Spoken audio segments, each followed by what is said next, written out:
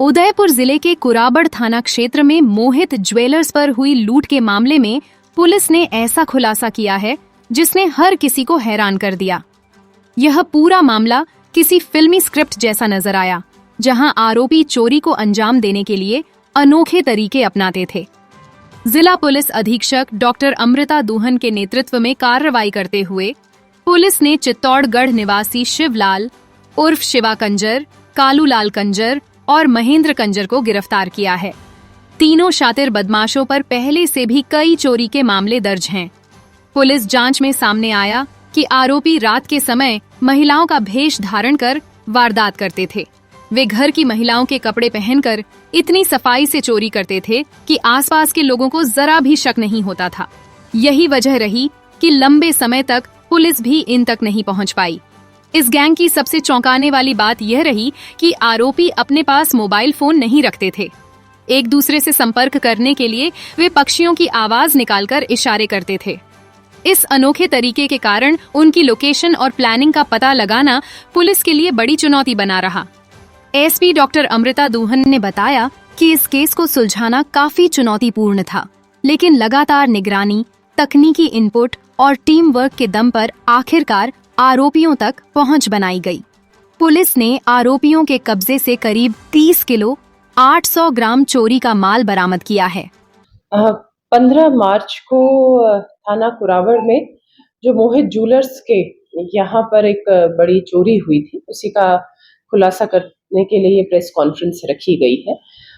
हमें सूचना मिली थी 14 और 15 मार्च की मध्य रात्रि को कि थाना कुराबड़ में मोहित ज्वेलर्स जो है वहां से कुछ सोना और चांदी के जो जेवरात हैं उनकी रात्रि के दौरान चोरी की गई है, जिसपे तुरंत जो additional SP Gopal ji, CO साहब गिरवा और अपने एसएचओ तेजू सिंह जी की जो टीम गठित करके तुरंत एफआईआर दर्ज की गई और उसके बाद लगातार 14 दिवस के अथक प्रयासों के बाद कल हमने 3 आरोपियों की गिरफ्तारी की है और 30 किलो के जेवरात जो है जो चोरी किए गए थे उनको रिकवर किया है। इसमें जो 3 आरोपी गिरफ्तार किए गए हैं उनका नाम है शिवा उर्फ शिवलाल, कालूलाल और महेंद्र कंजर, जो कि थाना विजयनगर चित्तौड़गढ़ के हैं।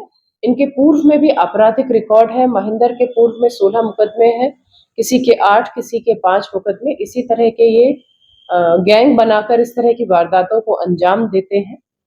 इनका जो मोडस ऑपरेंडी रहता है, ये अपने घर में जो महिलाएं होती हैं, चाहे बेटी चाहे पत्नी, उनके कपड़े पहनकर, कभी मैक्सी या सूट पहनकर, जो फोन वगैरह छोड़कर अपने घरों में ही ये बाइक पर निकलते हैं और सेंध मारते हैं सभी अपने एरिया में, आसपास के क्षेत्र में, कि कौन सा मकान बंद है या कौन सी दुकान ऐसी है जहां पर इनको इस तरह से माल मिल सकता है, और फिर वहां पर इकट्ठे मिलकर इस तरह की वारदात को अंजाम देते हैं। क्योंकि कोई फोन वगैरह या लेकर नहीं जाते हैं और जो आपस में संपर्क भी अगर करते हैं तो भी ये पक्षी की आवाज में करते हैं, तो ये हमारे लिए बहुत बड़ा एक चैलेंज था, बहुत बड़ी चुनौती थी कि इन अज्ञात आरोपियों को पहले आइडेंटिफाई कैसे किया जाए। तो मैं तेजू सिंह जी जो एसएचओ हैं कुराबड़, उनको और उनकी पूरी टीम को बहुत बहुत बधाई देना चाहूंगी कि उन्होंने इसमें सफलता पाई। इनको पहले आइडेंटिफाई किया और उसके पश्चात इनसे रिकवरी भी की। तो ये शेष जो 3 आरोपी हैं वो नामजद हो चुके हैं और हम शीघ्र प्रयास करके उनकी भी गिरफ्तारी करके जो शेष रिकवरी है उसका भी पूरा प्रयास करेंगे। इसमें गोल्ड और सिल्वर कितना बरामद में कितने शेष थे? जो लिखवाया गया था वो एफआईआर में वो कुछ सोना और 100 किलो चांदी लिखवाई गई थी। अभी उनसे पूरा उसका डिटेल ली जा रही है और जो चोरों से भी हमने अभी जो रिकवरी की है वो 30 किलो 800 ग्राम में बैग के हमने रिकवरी की है 3 आरोपियों से।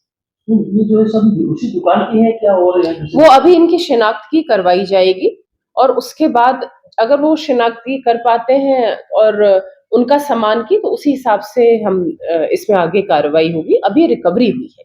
ये आरोपी कब से क्या है सब इनका, और कोई गैंग है बड़ी है? बिल्कुल, ये इस तरह ये पूरे गैंग के रूप में ही अपने रहते हैं। ये इनके पूर्व में भी इसी तरह के मुकदमे हैं, एक ही जगह के निवासी हैं और ये इसी तरह गैंग बना के और इस तरह की वारदातों को अंजाम देते हैं। Thank you.